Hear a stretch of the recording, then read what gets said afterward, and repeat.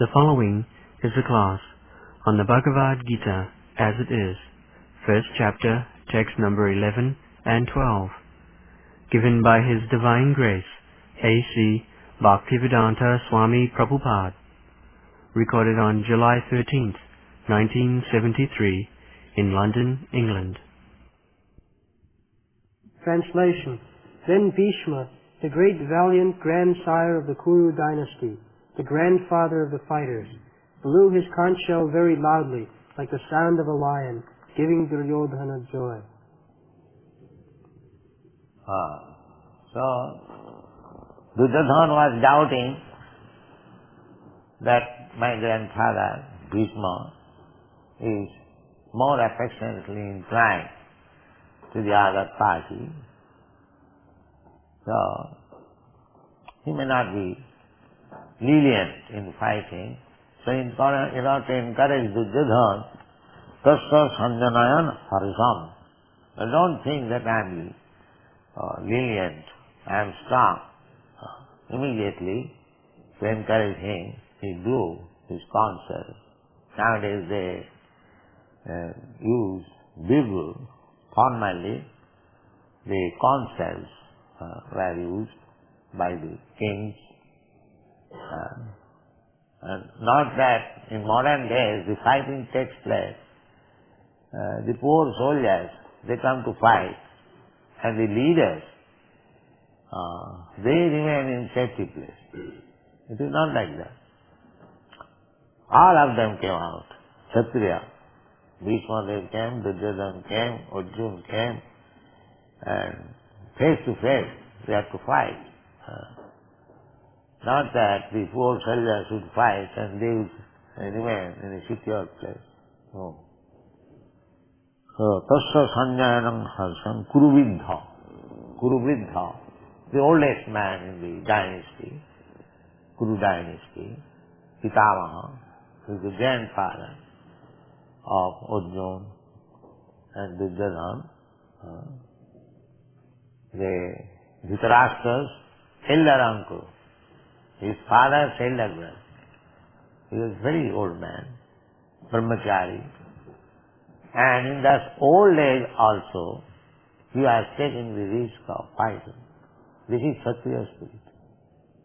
Not that only Dhritarashtra was escaping, not escaping, because he was physically incapable, blind. Therefore, he did not come in the battlefield. Otherwise, even Bhishma Dev, in such old age, he also came. This is Kshatriya spirit. When there is fight, there is no rest. And fight means either the other party should be killed or I shall be killed. Not that without any decision the fighting will be stopped. No, that cannot be. When there is two parties, must be belligerent, one party. The decision is that either you kill me or I kill you. Not that without killing one, without being killed one of us, the fighting cannot be stopped. It's like Jarasandha was fighting with Bhima. In daytime, the fighting was going on. And at night, Bhima was a guest of Jarasandha. As guest is honored, respected, all the parties. But during daytime, the fighting was going on. And this fighting went on for 28 days. Still there was no decision. Then Krishna gave hint, Bhishma, that Jarasandha has got a defect. He is joined, two bodies joined. So if you bifurcate him, then he will be killed. So later on Bhim took that policy and Jarasandha was killed. So amongst the Kshatriyas, when there is fighting, unless one party is killed, the fighting cannot be stopped. This is the battle of Kurukshetra. to see the history of the former kings and Kshatriyas. How they are determined. This is one of the qualifications of Kshatriya. Not to go away from the fight. When there is challenge of fighting, immediately a Kshatriya would accept. That is Kshatriya spirit. Ishvara bhava and ruling over others and charitable. These are the symptoms of Kshatriya. They are described in the Bhagavad Gita. Brahman qualification, Kshatriya qualification, Vaishya qualification, Shudra qualification. So, very nice arrangement, Vedic civilization. Everyone is guided by the superior. The Brahmana guides the Kshatriya. The Kshatriya guides the Vaishyas, and the Vaishya employ the Shudras.